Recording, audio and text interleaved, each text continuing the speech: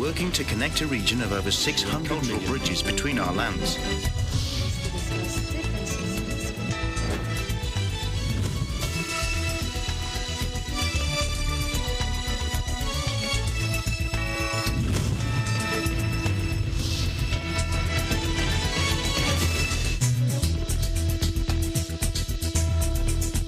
Hello, I'm Alma Angeles and you're watching ASEAN in Focus. We're coming to you live from Manila and Vietnam. Hello, Eliana.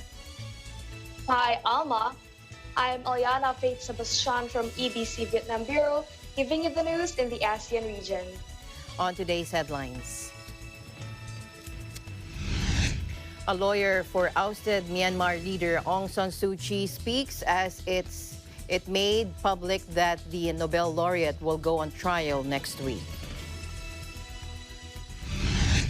June 5. Communist New People's Army rebels stopped attacking government forces and civilians. No peace talks can ever succeed, President Rodrigo Duterte said on Monday. An environmentalist that sued the Sri Lankan government and operators of a container Singaporean ship that has been slowly sinking into the Indian Ocean after a fire that raged for nearly 2 weeks within sight of the coast, says the damage will last for a few years and if not decades. A giant African pouch rat called Magawa, who spent years lifting out landmines in the Cambodian countryside, has stopped working and will enjoy a well-earned retirement eating bananas and peanuts.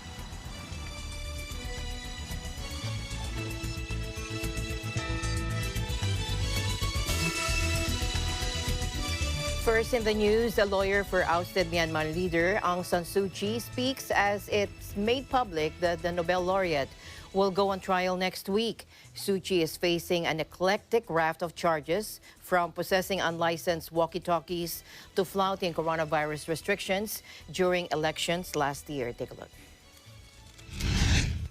I asked her, and all the lawyers asked her, if she knew that she was a respondent in the criminal miscellaneous case that was in the cost list. She wasn't notified, and so she didn't also answer that she will defend herself or argue herself by herself, not relying on a lawyer. It's not her opinion, and it's not her choice.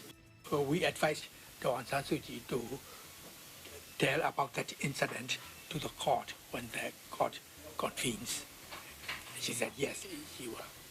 Is it according to the law, he asked the judge, without notifying, to put the names on the cost list?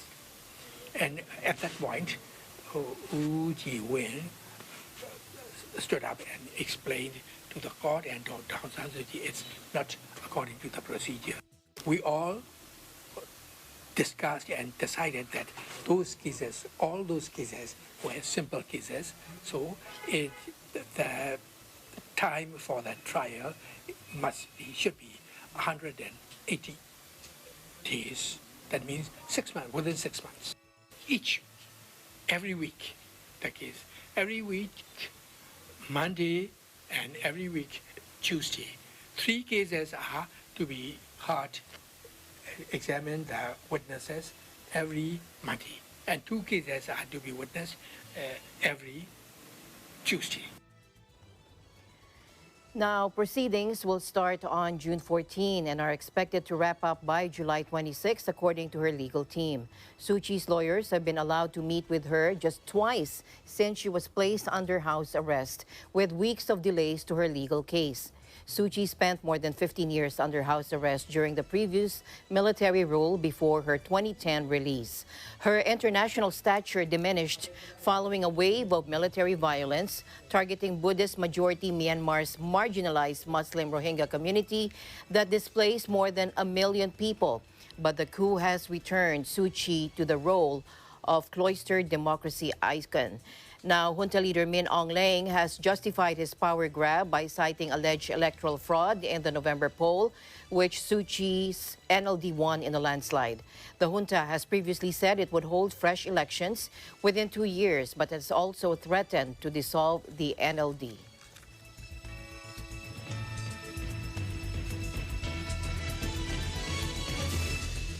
Dozens of protesters marched quickly through the streets of Myanmar's Yangon against February's military ousting of the civilian government. Let's watch this.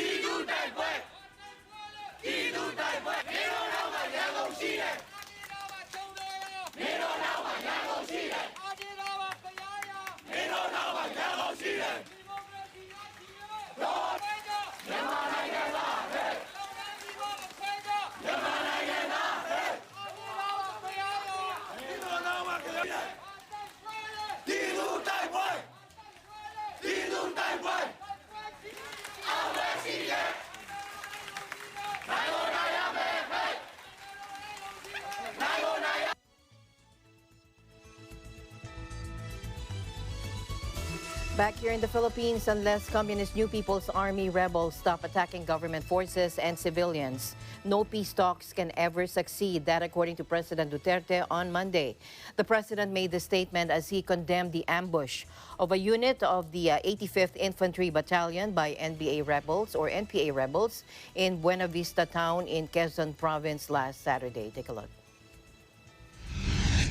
June 5, while on a food aid mission in Buena Vista, Quezon Province, our soldiers were attacked again by the NPA rebels. What you can do, I can do better 10 times over.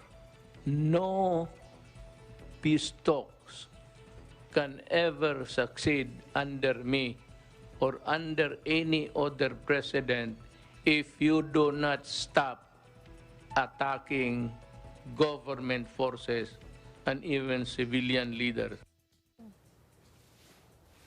He also said he could not understand why NPA, armed wing of the Communist Party of the Philippines, would attack soldiers who were simply in the town to distribute food aid and other needs in the middle of a pandemic.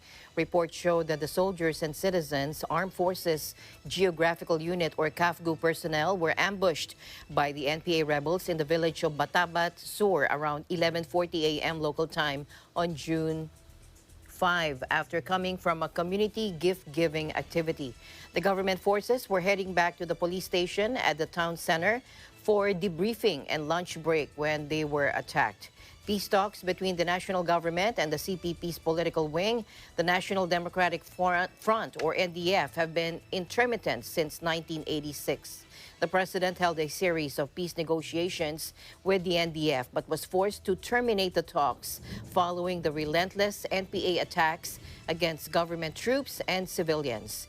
Through Proclamation 360, signed on November 23, 2017, the president formally ended the peace dialogue with the NDF. The termination of peace talks was followed by the December 5, 2017 signing of Proclamation 374 that declared the CPP-NPA as a terror organization. The CPP-NPA is listed as a terrorist organization by the US, European Union, the United Kingdom, Australia, Canada, New Zealand, and the Philippines.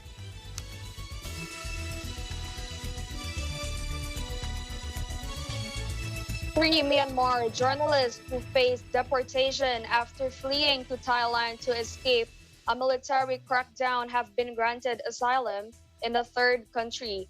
Here's Gila Pablo, who's monitoring the developments from Thailand. Hello, Gila.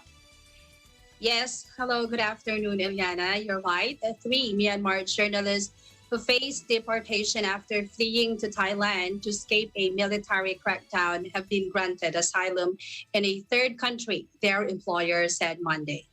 The journalists who worked for the news site Democratic Voice for Burma, or DVB, were arrested along with two Myanmar activists in the northern Thai city of Chiang Mai in May and charged with illegal entry. DVB's chief editor, Aye Chan Naing, said in a statement on Monday that all five have been given asylum in a third country and left Thailand recently. He said details on which country had taken in the group would be shared later. He thanked everyone in Thailand and around the world that helped to make their safe passage possible. He said the group would continue their work for the outlet. Myanmar has been in turmoil since the military ousted civilian leader Aung San Suu Kyi on February 1, triggering a mass uprising as large swaths of the population take to the streets. The junta has responded with force, shooting protesters, arresting suspected dissidents in night raids, targeting journalists, and shutting down news outlets. Thailand had said it was seeking a humanitarian solution to avoid deporting the group back to Myanmar, where their employer had warned their lives would be in serious danger. A well-known news organization within Myanmar, DVB, started as an exile media outlet during the previous junta, broadcasting uncensored reports on TV and radio.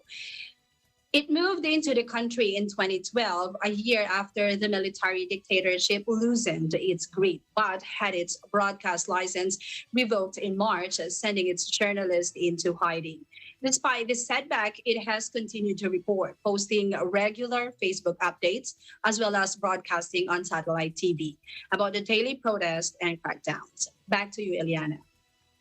All right, thank you, Gila, for your updates. Looking forward to more updates from you. Take care always. Thank you, Eliana. Same to you. I'm Gila Pablo reporting live from Bangkok, Thailand. We live in interesting times. And tragedy in the U.S. when a Malaysian immigrant family there, when their daughter, Carmen Kai Yi Lee, she was shot dead while driving home in a small city outside of Georgia. Here's Alfred Balmes to give us the details. Hello, Alfred. Hi, Alma. Good afternoon. Good afternoon. There were many cases of sad stories from some foreigners overseas. Now, a tragedy struck a Malaysian immigrant family in the United States when their daughter, Carmen Kai Yi was shot dead while driving home in a small city outside of Atlanta, Georgia. As reported by the Atlanta Journal-Constitution, Lee was on her way home from a friend barbecue party on May 29 when she was killed, just days away from her 25th birthday on June 5. Carmen, the oldest of three siblings who was born after his parents moved to the United States, was found unresponsive in her car by patrolling policemen at 9:30 p.m. From the shootings, 10 people, including Lee, have died after being shot while driving. The identity of the shooter is still unknown. AGC reported that the police said that many of the cases have been attributed to road rage and that the majority of the road shootings remain unsolved. Her boyfriend, Petros Reyes, told AGC that Lee was scared by news of increased crime and gun violence in Metro Atlanta and that she had recently started carrying around a pepper spray. Reyes defined her as a most gentle and soul and doing something for someone. He always reminded her to take care of herself. According to him, Kylie was working as a financial portfolio analyst after graduating from the University of Georgia in 2018 with a finance degree. The couple was planning to buy a home together in Duluth, another suburb of Atlanta, so that Lee could be close to her parents. According to the news outlet, there had been at least 30 shootings so far in 2021 on roads in Metro Atlanta and the surrounding counties. Police are appealing for information on the case that might help them in the ongoing investigation into Lee's death. Back to you, Alma. All right. Thank you very much, Alfred, for your update. Must be very hard for the parents. Thank you for your time. Yes. Live reporting here from Kuala Lumpur, Malaysia. This is Alfred Balmes. We live in interesting times. More than 6,000 volunteers have registered for the third phase of human trials of homegrown nanocovax vaccine, which is scheduled to begin on June 8th. Here's Chriselle Lacuna from our EBC Vietnam Bureau to give us the update. Hello, Chriselle. Hello, Eliana. That is right. The third and final phase of human trials of nanocovax vaccine developed by Vietnamese Nanogen Pharmaceutical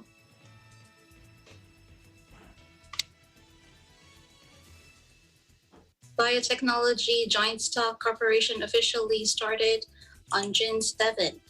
The third phase, with the participation of 13,000 volunteers, will be carried out by the Military Medicine University at Hung Yên Province and by the Ho Chi Minh City Pasteur Institute in the southern provinces of Long An and Tiên Giang.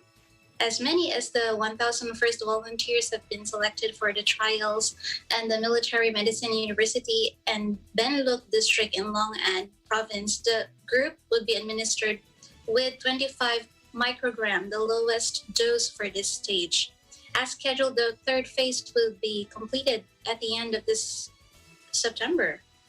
The third phase of trials is relatively difficult due to complicated developments of the COVID-19 pandemic in Vietnam, said Chu Van Min, director of the Center for Clinical Trials and Bioequivalence under the Military Medical University. Due to the current COVID-19 resurgence, safety measures must be ensured throughout the phase, said Chu, adding that in any case of COVID-19 patient, of people who have contact with COVID-19 patients accidentally appears at the testing sites, the testing site would be closed and the trial phase would be suspended. So far, nanocovax vaccine manufacturer has been ready to stockpile raw materials and prepared procedures for mass production if the vaccine is licensed by the Ministry of Health. Earlier results from the second stage of human trials of nanocovax showed the vaccine is safe. The second stage trials were conducted on 556 volunteers who were divided into 4 groups, with 80 people injected with a placebo and 3 other groups administered with 25 microgram, 50 microgram, and 75 microgram doses. All of the vaccinated volunteers had developed antibodies against COVID-19 at different levels. Nanocovax vaccine started testing on humans on December 17 last year with 60 volunteers.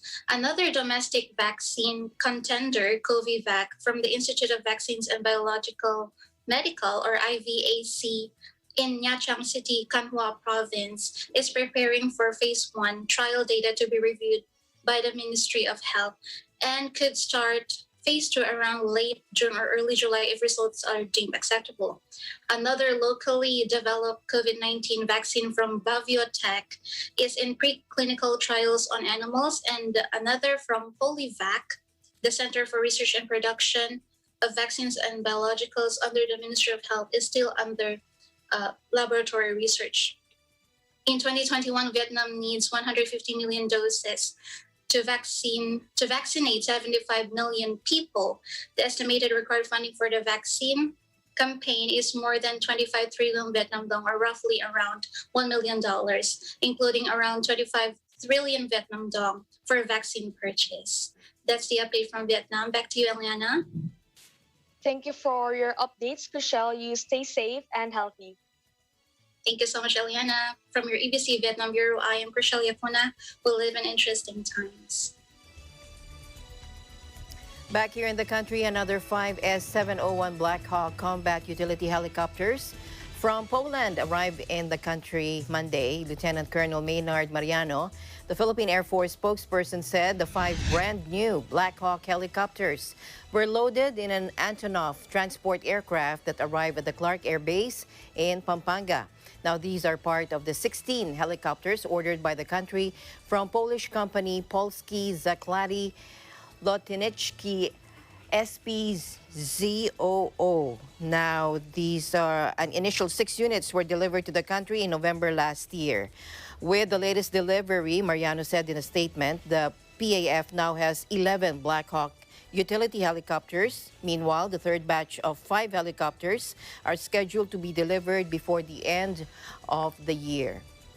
Now, the Polish company is manufacturing Black Hawk helicopters under license from Sikorsky, USA. The 16 Black Hawk helicopters acquired by the country are worth $241 million US dollars, about 11.5 billion pesos. And these were procured through a government-to-government transaction with Poland in 2019. Mariano said these helicopters can be applied with suitable equipment to meet a variety of missions.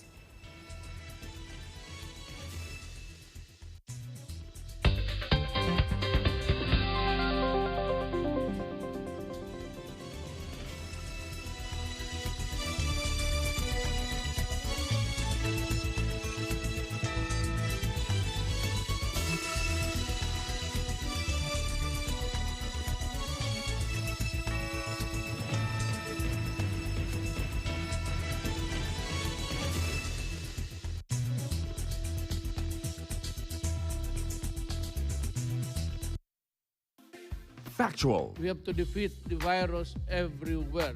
timely information, balanced, not only in the country, but also abroad. I'm certain of one thing. Interviews that people need to know. Watch Agila Pilipinas, a one-hour newscast of reports coming from regional hubs in Luzon, Visayas, and Mindanao. Know the important updates in Asia in ASEAN in Focus.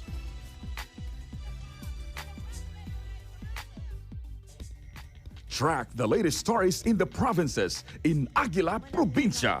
Sa mga taga-Iloilo at Antique, mapiyang Tune into Mata ng Agila, the evening primetime news program of Net25. Balanced and objective, Mata ng Agila covers national and international issues, tackles news on business, health, science and technology, entertainment, sports and human interest features, and current events. And Eagle News International delivers the latest global reports, impartial, accessible, and up-to-date. It brings to fore EBC's rich international scope and access to valuable information streams. Well, thank you to thank our health outdoor Catch these programs on Net25. You can also watch our news programs through eaglenews.ph and Eagle News Facebook page and YouTube channel.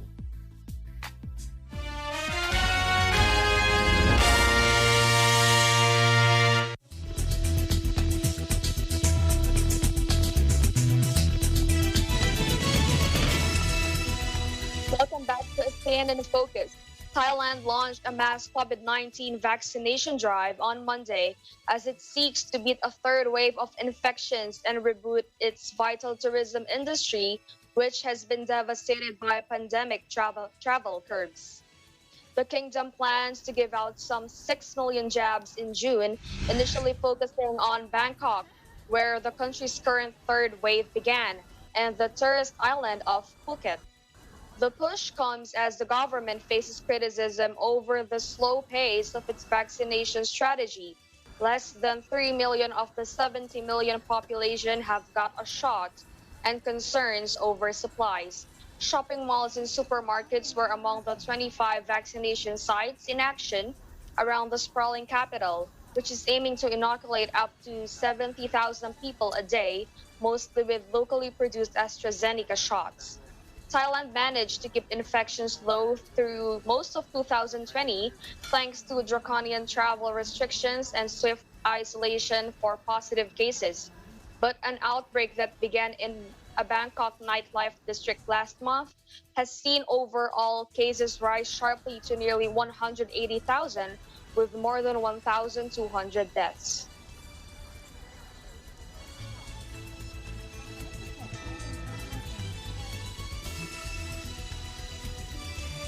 Here in the country, the Department of Trade and Industry Secretary Ramon Lopez said the start of vaccination for the A4 group will boost the country's inoculation program and economic recovery. During the ceremonial vaccination for A4 group in Pasay City on Monday, Lopez thanked the Interagency Task Force for the management of emerging infectious diseases for expanding the definition of A4 priority group to include almost all workers. Let's listen in.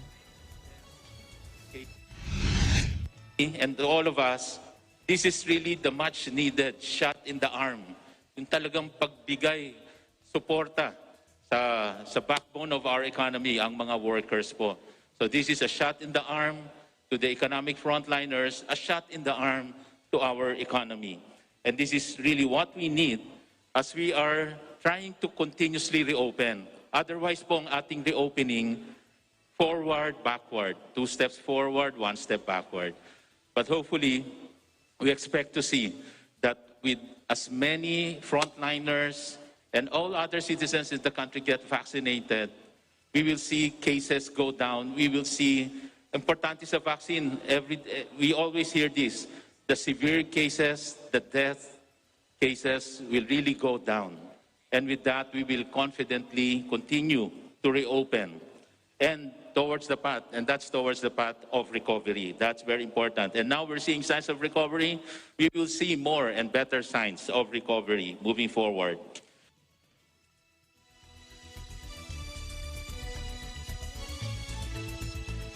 Trade Secretary Ramon Lopez said his department is proposing to the Interagency Task Force for the Management Emerging Infectious Diseases, or IATF, to ease restrictions for individuals that completed their coronavirus disease COVID-19 vaccines. Let's take a look.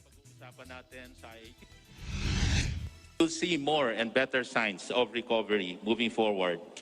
We just hope that moving forward also, as we get to vaccinate more, we start to reopen further, especially give the benefits dun sa mga nabakunahan na. We're saying that yung nabakunahan na, sana may maramdaman din silang benepisyo. What do I mean?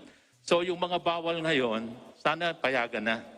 Nabakunahan na ng 2 doses, after 1 month, immune na sila, payagan na natin yung mga seniors. Kasama ko. Or yung 65 and above.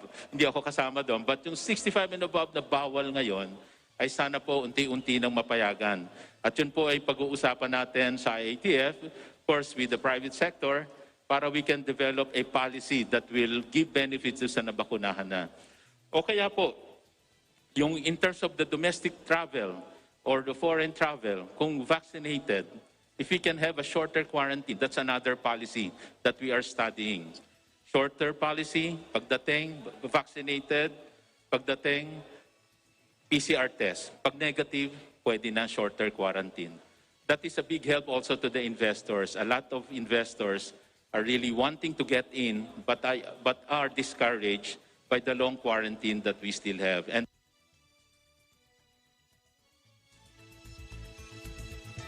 Staying in the country, WHO representative to the Philippines, Dr. Rabi Abeyasing, suggested that if the Philippine government decides to pursue vaccinating the younger population or the teens, it should focus more on minors with comorbidities. He also admitted that vaccine supply is still a challenge in the country. Let's listen in.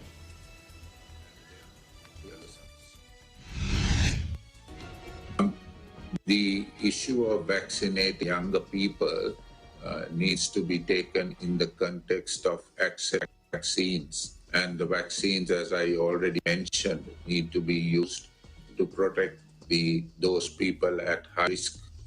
So if we have vaccines that are being used in the Philippines are cleared for those age groups above 12, and are registered by the Philippine FDA, they may be used to protect vulnerable people within that age group.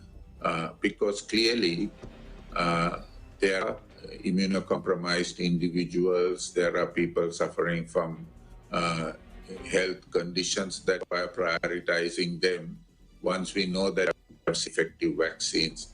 But these should not be for the general population of 12 to 18 years. From a general population perspective, we need to try to protect the elderly as a priority. And once those groups, the age groups, and then to adolescents. Thank you.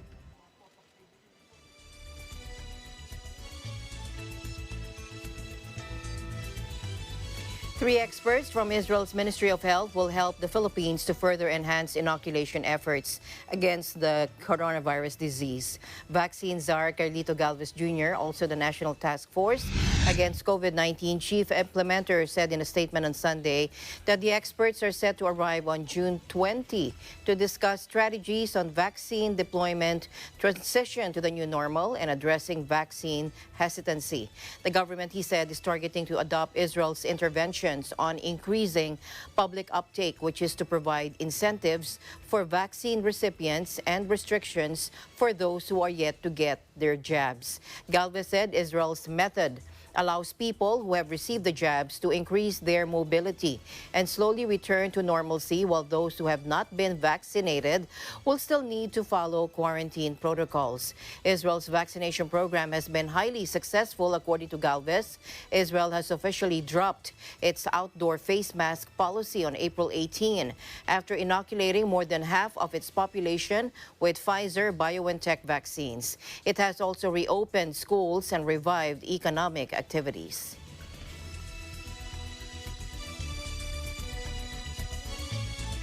President Rodrigo Duterte on Monday appealed to Filipinos to find time to complete their second dose of COVID-19 vaccine as scheduled, noting that skipping the second shot may offer less protection against the virus.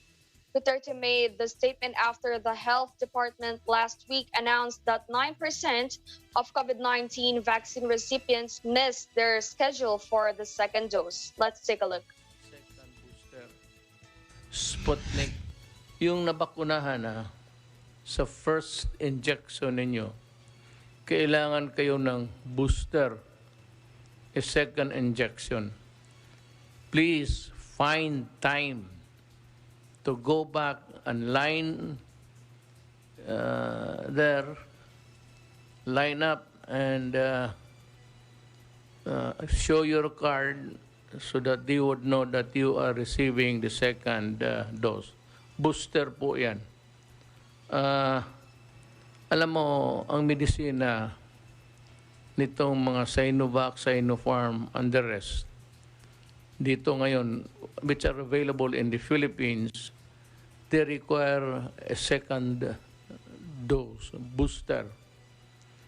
At kayong iisa lang, kulang yan.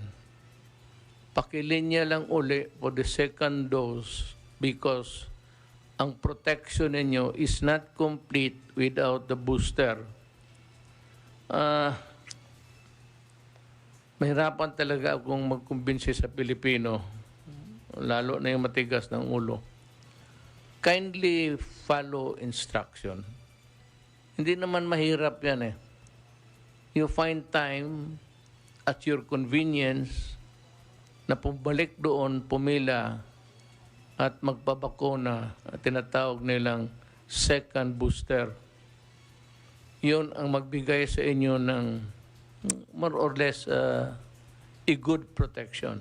But it does not guarantee that you will not be contaminated unless you observe the protocols of the washing of the hands, again, and mask, and social distancing.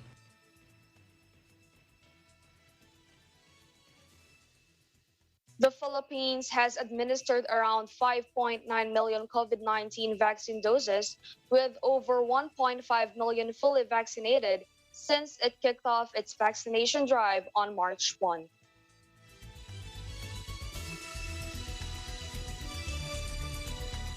And Eliana and I will be back right after this short break.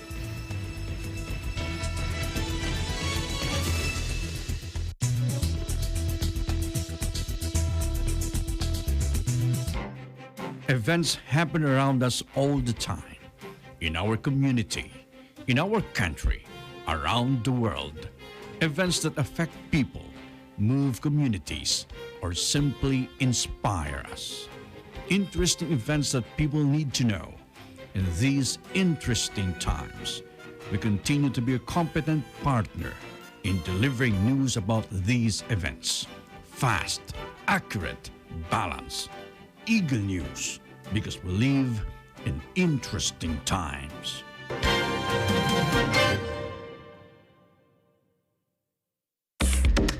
good shape. No doctor far and wide? Then you can visit one virtually. He's just sending his voice and his picture. Diagnoses via video chat. Back exercises with a tablet. It's even possible to see a midwife online. What are the benefits of digital healthcare? In good shape.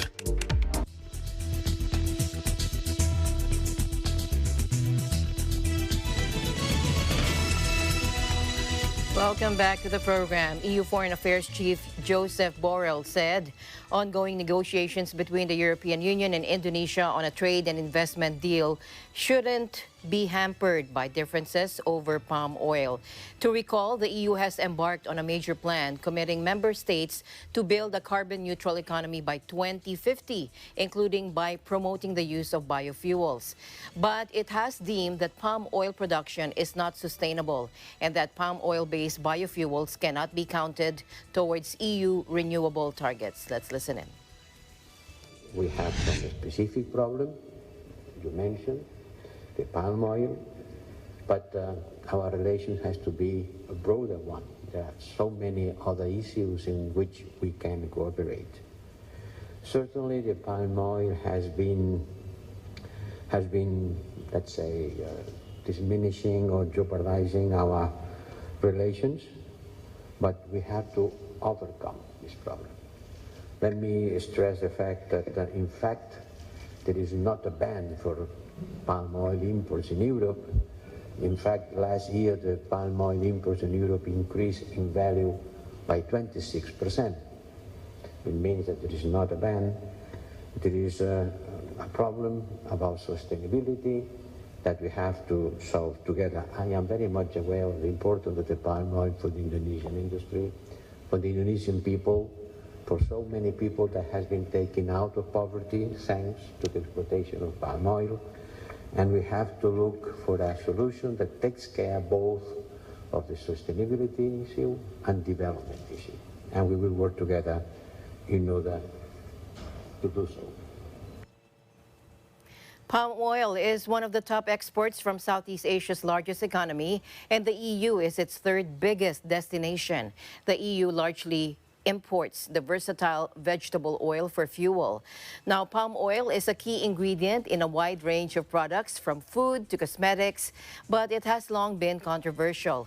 Environmentalists say it drives deforestation, with huge swathes of rainforests logged in recent decades to make way for plantations. Its use in food and cosmetics has already dropped in Europe, partly due to pressure from green groups on major corporations, but has been increasing in biofuels. Indonesia and the EU began negotiations for a so-called Comprehensive Economic Partnership Agreement, or CEPA, in 2016 with the aim to expand trade, which last year amounted to 20.6 billion euros, and boost direct investment. Now, due to EU's restrictions on palm oil, an Indonesian official has threatened to review the trade negotiation to make sure that palm oil is positioned fairly in the planned deal.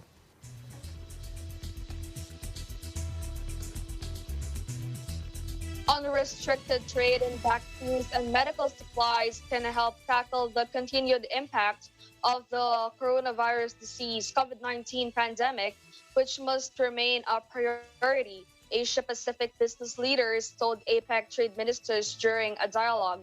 The dialogue on Friday was organized to allow the private sector to share its views on the forum's focus on regional economic integration, trade implications resulting from the economic response to COVID-19, and how economies can be made more resilient to future shocks. Here's New Zealand's Minister for Trade and Export Growth, Damien O'Connor, who is also the 2021 chair of the APEC ministers responsible for trade meeting. Let's listen in. APEC economies represent half the world's GDP. So it is important the region has committed to using trade as a force for good at this time. We know nobody is safe until everybody is safe from COVID-19. And we know trade must be at the heart of our health response and our economic recovery. Going into the APEC ministers responsible for trade meeting, it was my ambition as chair to deliver a response to meet these unprecedented challenges. Tonight, we did just that. Collectively, we agreed to act now to speed the flow of vaccines and vaccine-related goods. We will work to eliminate trade restrictions that increase their costs overall. We agreed a set of guidelines for customs authorities to help fast-track vaccines and related goods through ports and airports, for example, by digitising paperwork required at the border. We also agreed to take action on unnecessary barriers to services, such as freight and logistics, which support the movement of essential COVID-19 goods across borders. All these moves will support trade to help fight the pandemic. Having certainty in trade more broadly is also crucial in these uncertain times. I'm pleased we were able to reaffirm our commitment to the multilateral trading system and the positive role that the WTO can play in solving global problems. In particular, APEC economies will work proactively and urgently at the WTO to ensure trade rules can be deployed to combat the pandemic, such as temporarily removing intellectual property protections for vaccines. Significantly, APEC economies will respond to the call by the WTO Director General to agree rules that would reduce harmful subsidies for fishing by the end of July, after decades of trying. We have taken action on trade and climate change. There is also a shared focus on reforming fossil fuel subsidies, which are contributing to climate crisis. We also agreed to take a fresh look at how we would encourage trade in goods and services that benefit the environment. In short, trade ministers from across APEC have worked together to respond to the crisis and to address many of the most critical issues facing us all, not just today, but into the future.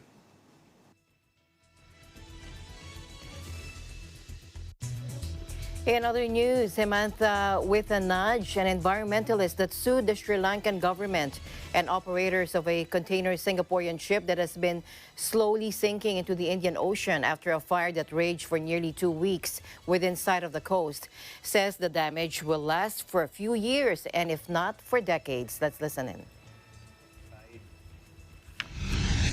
As long as the ship is still in the water, it will continue to contaminate. So I think immediately they have to remove all the containers and the toxic ship. Even after they remove the fish, it will take about few years in this area because the coral is contaminated, the small fish is contaminated, and the seagrass beds are contaminated. So definitely the impact will be there for a few years, and if not decades, actually. The Sri Lanka is located within the most busiest shipping route, and at least there are 60,000 ships move from west to the east, and at least half of the oil we dig in the world also moves along this shipping route. So this could have happened any moment, but last several 100 years, maybe last 200 years, we didn't have such a disaster. So when I saw the cargo details, I realized there's urea, methanol, ethanol, copper slags, lead ingots, and also sodium methoxide, especially the sodium methoxide and caustic soda. When you will take about 1,000 years to degrade. And this will be a long-lasting environmental pollution, plastic pollution in Sri Lanka. And we are talking about more than 46,000 metric tons. So it's huge. At the same time, the chemical poison as well as the plastic pellets have killed a lot of fish and also turtles. And the fish we have seen along the beaches, so they all have a lot of plastic pellets in their mouth. And also the turtle body is burned. It looks like the nitric acid or some other chemical has destroyed that. And also there are stingray, and these are the big fish we are talking, but we don't have any idea about how many thousands small fish have died because of the incident. and we are seeking government to set up necessary committees to calculate the damage and also calculate the compensation, and we want the company to pay this compensation. We also want the government to develop proper procedures and guidelines, and also the necessary infrastructure and the expertise to manage in future damages like. Environmentalists on Friday sued the Sri Lankan government and operators of the container ship loaded with chemicals and plastic that burned offshore for almost 2 weeks as international experts prepared to deal with a possible oil spill. The Private Center for Environment Justice petitioned the Supreme Court alleging that local authorities should have been able to prevent what they called the worst marine disaster in Sri Lanka's history. The Singapore-registered MVX Express Pearl has been slowly sinking into the Indian Ocean since Wednesday after a fire that raged for 13 days within sight of the coast. And tons of microplastic granules from the ship have swamped an 80-kilometer stretch of beach, which has been declared off limits for residents. Fishing in the area was also banned. The CEJ said government inaction was against the concepts and principles of environmental law, and a hearing is yet to be fixed.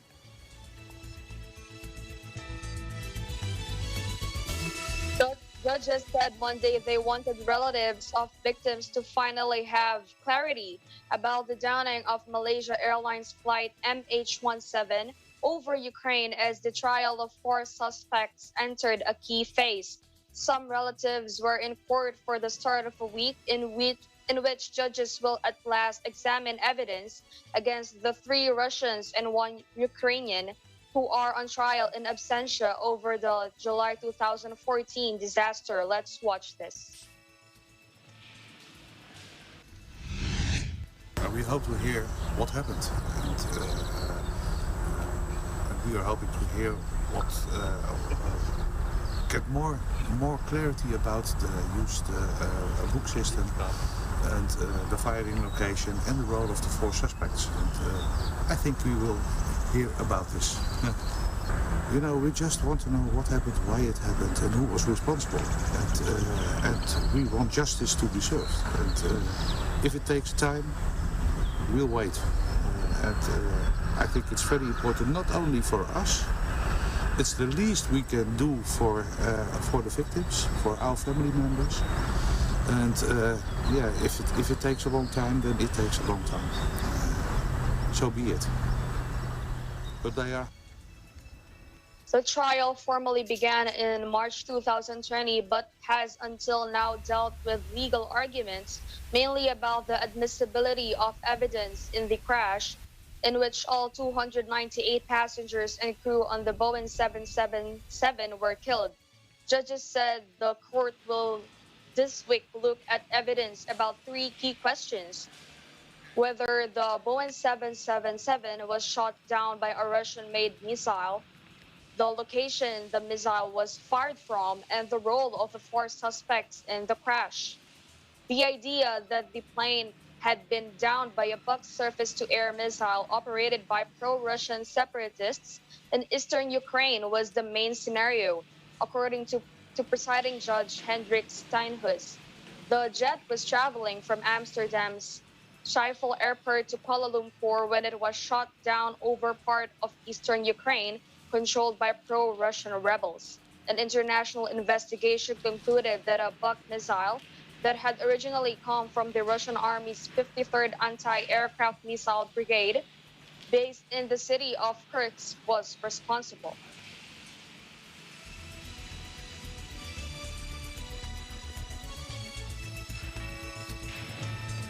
Alarmed by the mountains of plastic waste leaching into Indonesia's waters, 2 best friends are taking on the environmental menace by turning crisp bags and shampoo packets into paving bricks. Take a look.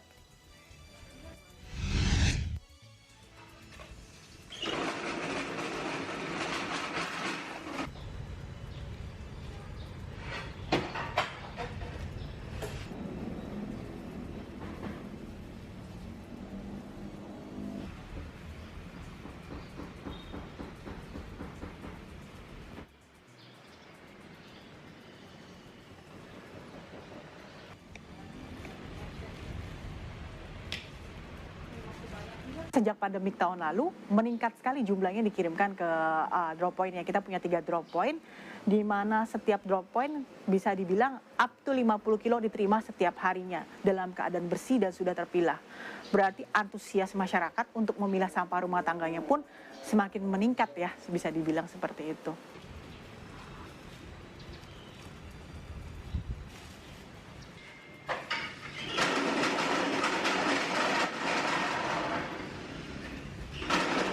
Goalnya karena kita masih ada di daerah Jakarta saja, kita berharap kita mempunyai rebrix di beberapa tempat.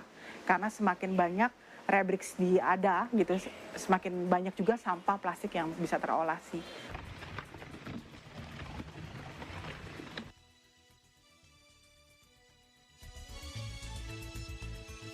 A giant African pouch rat called Magawa, who spent years sniffing out landmines in the Cambodian countryside, has stopped working and will enjoy a well-earned retirement eating bananas and peanuts, his employers told AFP. Magawa, originally from Tanzania, was trained by the Belgian charity Apopo, which says the rodent helped clear mines from 225,000 square meters of land in his 5-year career, the equivalent of 42 football pitches. But after detecting 71 landmines and 38 items of unexploded ordnance, he is getting a bit tired. Michael Hyman, the charity's program manager in Cambodia, told AFP on Saturday. Millions of landmines were laid in Cambodia between 1975 and 1998, causing tens of thousands of casualties. Apopo trained Magawa in his native Tanzania to detect the chemical compound within explosives by rewarding him with tasty treats, his favorites being bananas and peanuts.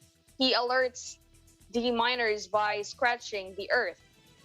Magawa can scurry across an area the size of a tennis court in just 30 minutes, something that would take 4 days using a conventional metal detector. He is big enough to be attached to a leash as he goes about his business, but light enough not to set off mines. In his autumn years, Magawa will spend more time doing what he loves, says Hyman, eating bananas and peanuts. In September last year, the rodent won the animal equivalent of Britain's highest civilian honor for bravery because of his uncanny knack for uncovering landmines and unexploded ordnance.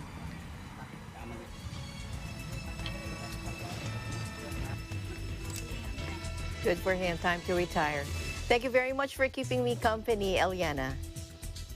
Thank you so much, Alma. And that is the latest news in the Southeast Asian nations. Stay updated about the ASEAN region. I'm Eliana Sebastian from EBC Vietnam Bureau. We live in interesting times. And we'll see you back tomorrow. I'm Alma Angeles, and we live in interesting times.